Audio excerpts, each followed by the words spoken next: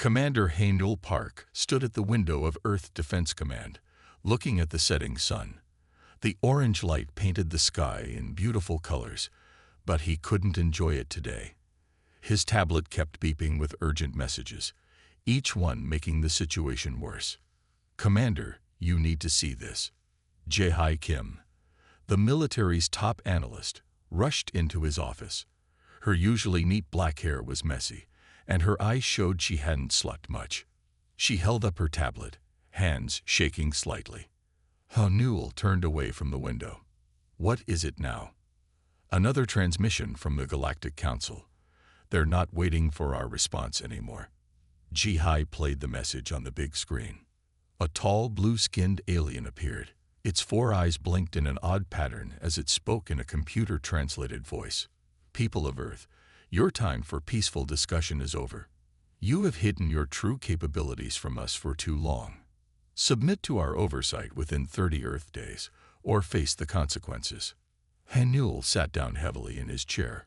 Earth had only discovered faster-than-light travel 5 years ago. Most of their ships could barely reach the nearest star systems. How could they be a threat to a galaxy-spanning civilization? "There's more," Jae-hi said, scrolling through data on her tablet. "I've been studying their messages. The Council thinks we have weapons that can destroy entire solar systems. They believe we're hiding massive space fleets in other dimensions. They're convinced we can transfer human minds into machines." She laughed, but it wasn't a happy sound. "They think we're monsters waiting to attack them." "That's ridiculous," Hainul said.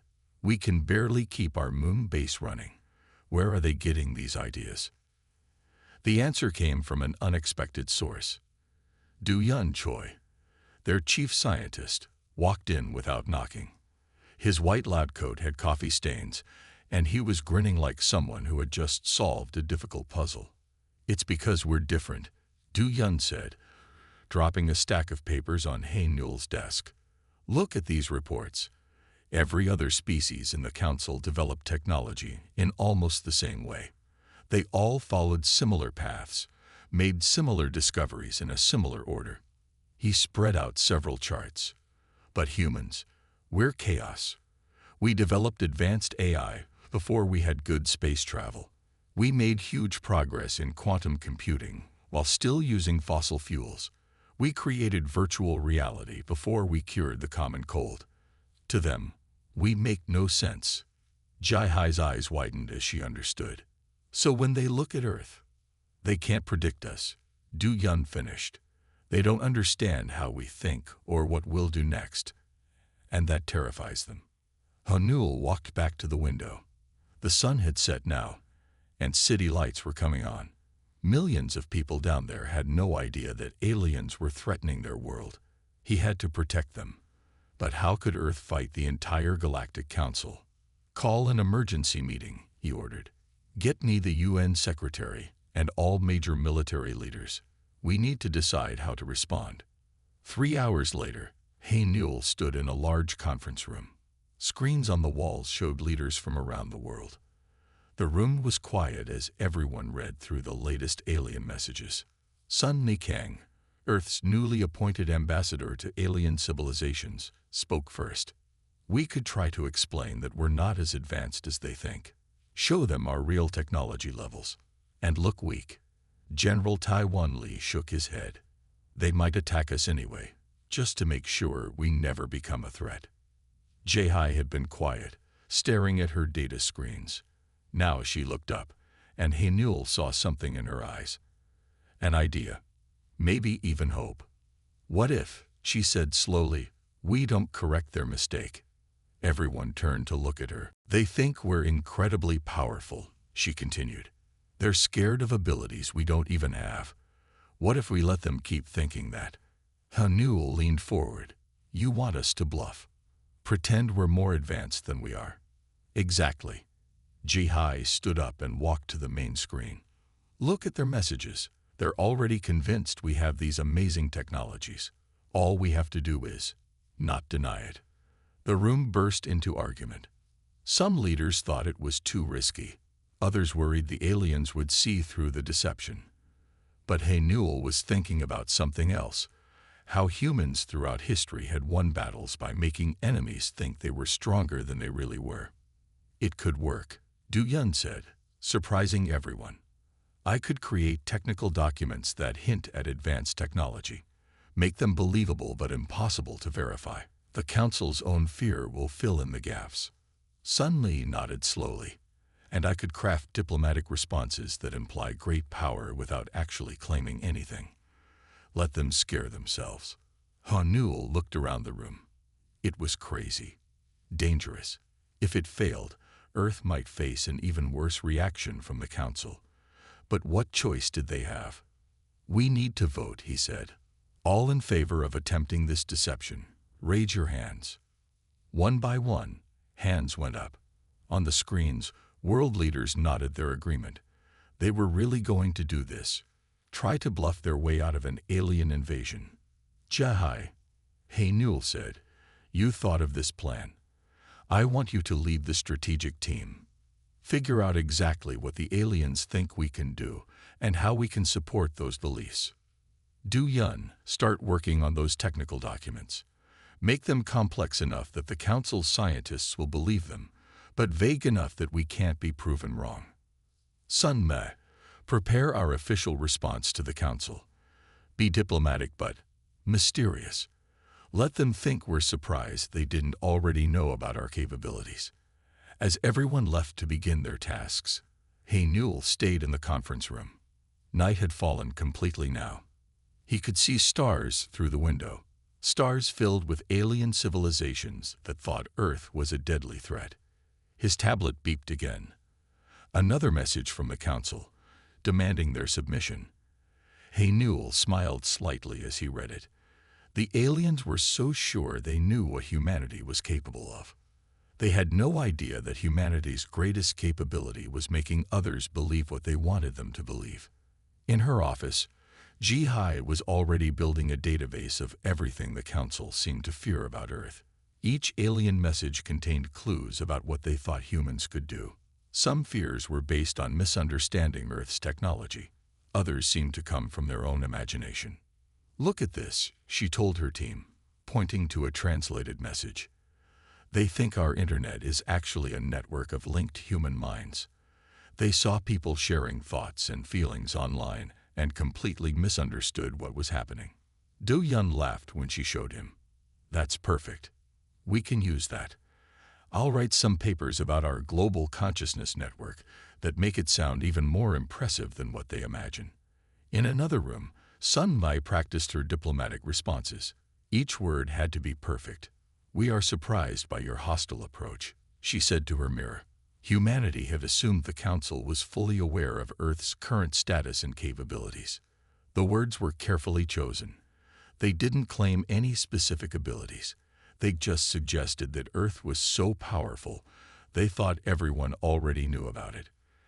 As the first day of their 30-day deadline ended, Newell received reports from all teams. Things were moving quickly. The plan was taking shape. But would it be enough? Could Earth really fool the combined scientific and military might of the Galactic Council? He looked at a photo on his desk, his daughter playing in their backyard, looking up at the stars with wonder. He had to make this work. The future of everyone on Earth depended on pulling off the greatest bluff in human history. The next morning, as the sun rose over a world that still didn't know it was in danger, humanity began implementing its daring plan.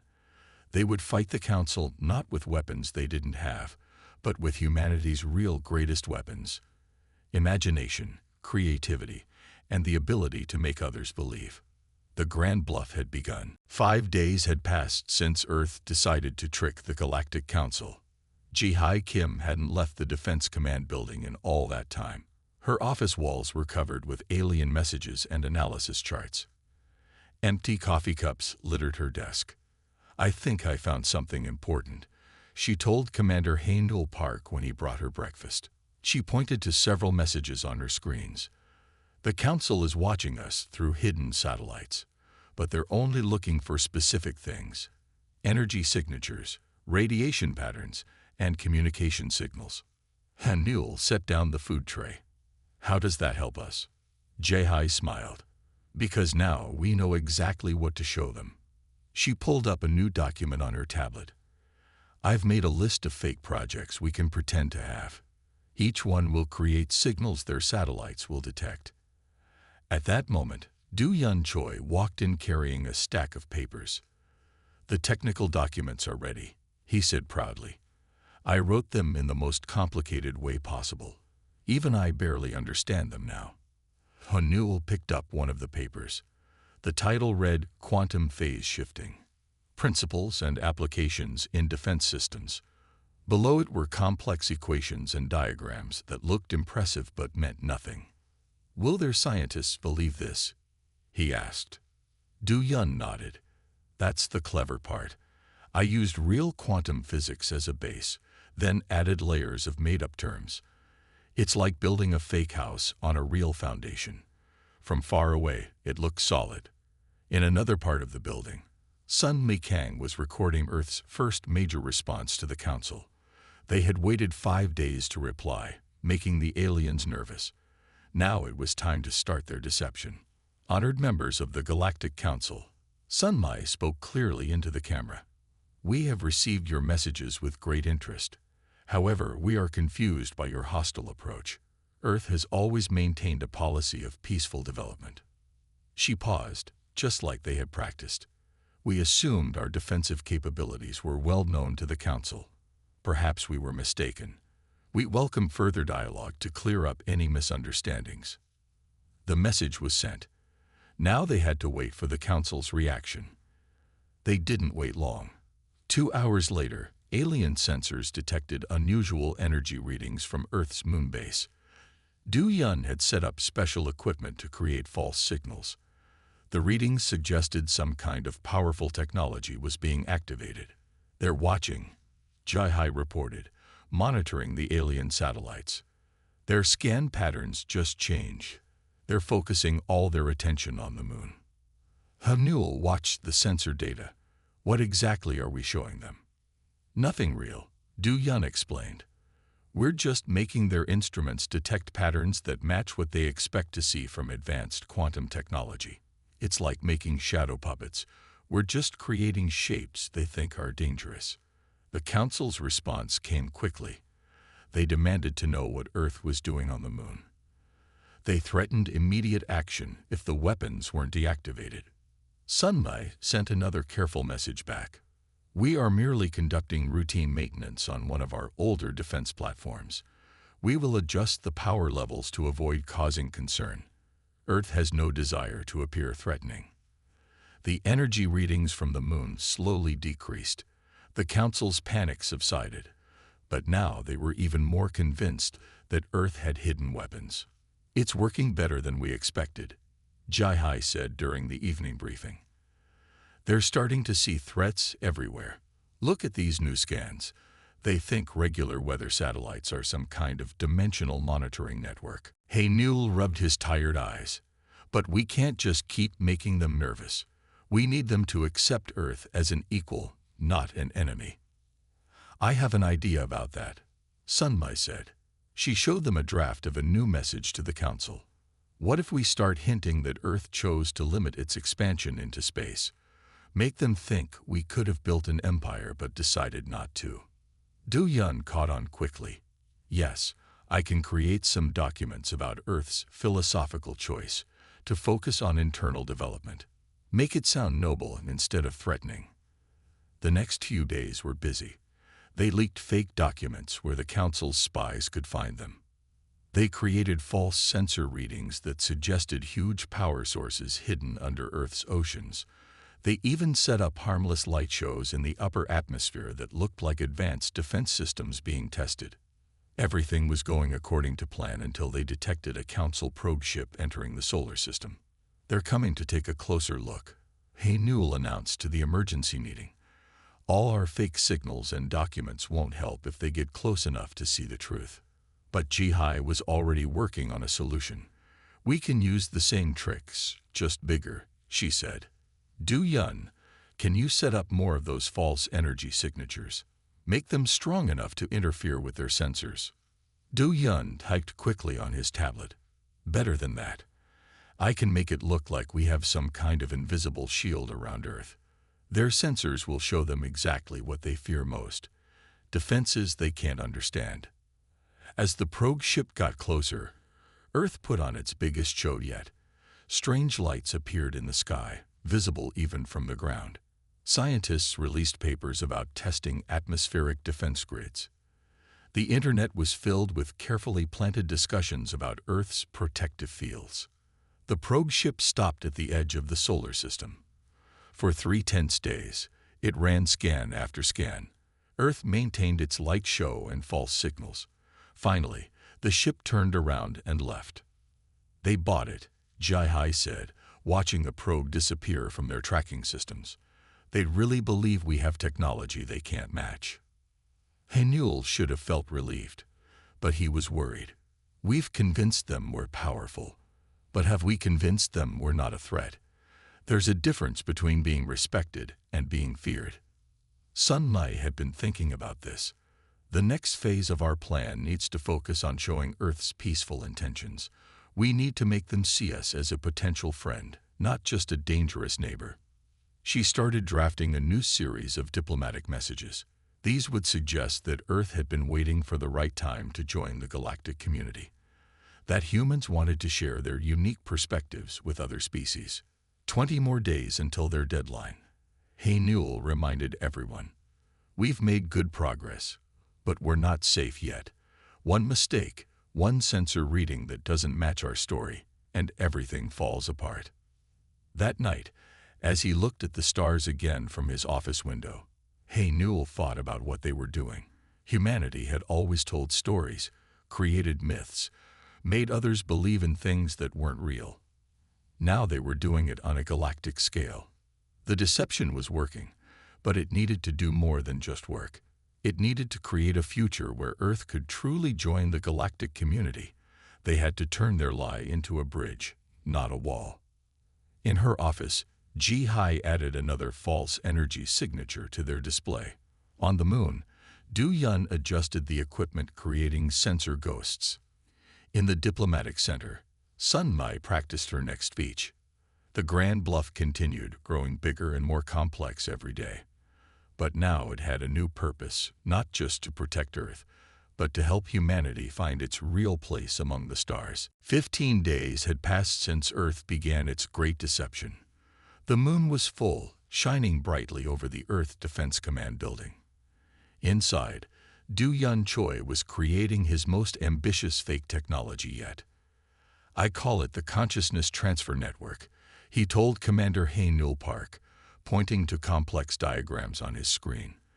The Council already thinks we can put human minds into machines, so I'm giving them proof they'll believe. Hainul looked at the drawings. They showed a web of light spreading around the Earth, connecting to satellites and space stations. None of it was real, but it looked impressive. Will they fall for it?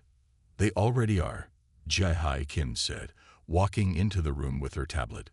Look at these new messages from their spies. They're talking about strange energy patterns around our communication satellites. They think they've discovered our secret network. The energy patterns were actually just regular internet signals, but Du Yun had helped the Council see what they expected to see. He had placed special devices on some satellites that made normal signals look unusual to alien sensors. Sun Nikang joined them, looking worried. The Council has called an emergency meeting. They say they've discovered evidence of dangerous weapons development. They're demanding we explain ourselves within 48 hours. Hainul sat down heavily in his chair. So our plan worked too well. Now they're more scared than ever. Maybe that's good, Jae-hai said slowly. The more they think they've discovered, the more real our fake technologies seem. We just need to handle their fear the right way. Sun Mi nodded. I can prepare a response that makes us seem open and honest. We'll act like we thought they already knew about these systems. Make it seem like we've always been transparent. The next day, Earth sent its response to the Council. Sun Mi appeared on screen, looking calm and slightly surprised by their concerns. Honored Council members, she said. "We are confused by your alarm. The energy patterns you've detected are simply part of our basic communication infrastructure. We assumed this was common knowledge." She paused, then added carefully, "If you wish, we can adjust these systems to be less noticeable. Earth has always valued being a considerate neighbor in our galaxy." The Council's response was immediate. They demanded to know how long Earth had possessed such technology. They wanted details about all of Earth's capabilities. "Now comes the dangerous part," Hey Newell told his team. "We need to show them enough to keep our bluff believable, but not so much that they can prove we're lying." Do Yun had prepared for this. He had created several new fake technical documents, each more impressive than the last. "Look at this one," he said proudly. "Quantum phase shifting for planetary defense. It sounds amazing, but means absolutely nothing." Jai studied the document. "The math looks real enough to fool their scientists. And these energy readings," she smiled, "we can actually create these patterns with our regular satellites. It will look like we're demonstrating the technology." They put their plan into action. Over the next few days, Earth's satellites created strange light patterns in the sky. Weather satellites produced unusual energy readings. Even the internet seemed to pulse with mysterious power. The Council watched everything with growing concern. Their spy satellites recorded it all, sending back reports that matched exactly what Earth wanted them to see. But then something unexpected happened. 3 large Council ships appeared at the edge of the solar system. "They're coming to test us," Hey Newell announced to the emergency meeting. "All our fake signals and documents won't help if they get close enough to see the truth." Jai was already working at her computer. "We need something big. Something they can see but can't get close to." She looked at Du Yun. "Remember that light show we created for the probe ship? Can we make it bigger?" Du Yun's eyes lit up. "Much bigger. We can use the moon's reflection to create patterns in the entire sky. Make it look like we have an energy shield around the whole planet." They worked through the night, setting up special lights and reflectors. They positioned satellites to create interference patterns. When the Council ships arrived, they would see exactly what Earth wanted them to see. The next morning, as the Council ships entered the solar system, Earth put on its greatest show yet. The sky seemed to shimmer with invisible energy. Patterns of light danced between Earth and the moon. Sensor readings showed impossible levels of power. The Council ships stopped just past Mars. Their sensors were going crazy, showing them defenses and energy fields that didn't really exist. For 3 tense days, they ran scan after scan. "They're trying to figure out how our defenses work," Jai said, watching their scanning patterns. "But they can't, because there's nothing real to understand." Sun Mai used this moment to send another message to the Council. "We notice your ships conducting surveys of our local space. While we welcome scientific interest in our system, we must ask that they maintain a respectful distance from Earth's defense perimeter." The message was polite but firm. It suggested Earth had power but chose not to use it. It hinted at strength while promising peace. In his office, Hey Newell watched the Council ships on his screen. The fate of Earth depended on what these aliens believed they were seeing. One mistake, one flaw in their deception, and everything would fall apart. "Commander," Jai called from her station, "the Council ships are moving. They're leaving the solar system." The room burst into cheers, but Hey Newell raised his hand for quiet. "What are they reporting back to the Council?" Jai checked the intercepted transmissions. Her eyes widened as she read. They're saying Earth's defensive capabilities exceed their estimates. They're recommending immediate diplomatic contact instead of military action." Hey Newell finally allowed himself to smile. Their bluff had worked better than they had hoped. The Council wasn't just fooled. They were convinced that friendship with Earth was better than conflict. But as he looked out his window at the setting sun, Hey Newell knew they weren't safe yet. They had 5 more days until the Council's deadline. 5 days to turn their successful deception into a lasting peace. In her office, Sun Mai began preparing for the most important diplomatic message of her career. Du Yun adjusted his fake technical documents one last time. Ji Hai monitored the departing council ships, making sure they took their fears back to the council. The Grand Bluff was entering its final phase. Soon they would know if humanity's greatest trick would save Earth, or if their deception would be discovered and doom them all. The final day of the council's deadline arrived. The morning sun rose over Earth Defense Command, where Commander Hae-Nul Park hadn't slept all night. In just 12 hours, the council would expect Earth's final answer. "Everything is ready," Sun Mi-Kang told him, adjusting her formal diplomatic uniform. "The council has called an emergency session. They've invited Earth to present our response to all member species." Jae Kim looked up from her screens. "Our sensors show over 50 alien ships gathering near the edge of our solar system. They're waiting to see what happens." Hanul walked to the window, watching the sunrise. Everything they had worked for came down to this day. "Du Yun, are the final preparations ready?" Du Yun Choi nodded, his fingers moving quickly over his tablet. "All our fake defense systems are running. The sky will put on quite a show when Sun Mi gives her speech. The council will see exactly what we want them to see." In the hours before the council session, the team went over their plan one last time. They had come so far with their deception. Now they needed to transform their trick into a real future for Earth. "Remember," Hae-Nul told Sun Mai, "we're not just trying to avoid their ultimatum. We want them to see Earth as a valuable partner." Sun Li understood. She had practiced her speech hundreds of times. Every word was carefully chosen to guide the council toward the conclusion Earth wanted. At exactly noon, the connection to the Galactic Council chamber opened. The massive screen in the command center showed thousands of alien faces, representatives from every spacefaring species in the known galaxy. The council leader, a tall being with silver skin, spoke first. "The deadline has arrived. What is Earth's response to our demands?" Sun Mi stood before the camera, looking confident and calm. The whole world held its breath as she began to speak. "Honored members of the Galactic Council," she said, her voice clear and strong. "Earth has carefully considered your concerns about our technological development. We understand your fears, but we believe there has been a serious misunderstanding." She paused, letting her words sink in.